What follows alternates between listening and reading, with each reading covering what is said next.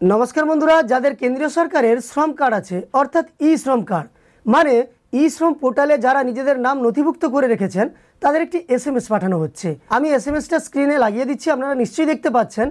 এই এসএমএসে জানানো হয়েছে যাদের ই শ্রম পোর্টালে নাম নথিভুক্ত আছে অর্থাৎ যাদের ই শ্রম কার্ড আছে তারা প্রত্যেক মাসে ৩০০০ টাকা করে পেতে পারেন। তাহলে যাদের এখনো পর্যন্ত এসএমএস আসেনি তারা কি করবেন? এসএমএস কিন্তু সবারই আসবে, আপনারা অপেক্ষা করুন। যাদের ই শ্রম পোর্টালে নাম নথিভুক্ত আছে তারা সকলেই এসএমএস পাবেন। একই সঙ্গে ই শ্রম পোর্টালে আপনার নাম যদি নথিভুক্ত না করা থাকে তাহলে কি নতুন করে নাম নথিভুক্ত করা যাবে না? অবশ্যই নথিভুক্ত করা যাবে।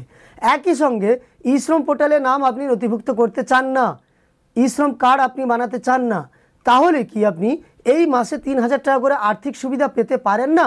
সেটাও পেতে পারেন। সব কিছু তথ্য আজকের ভিডিওর মাধ্যমে দেখাবো।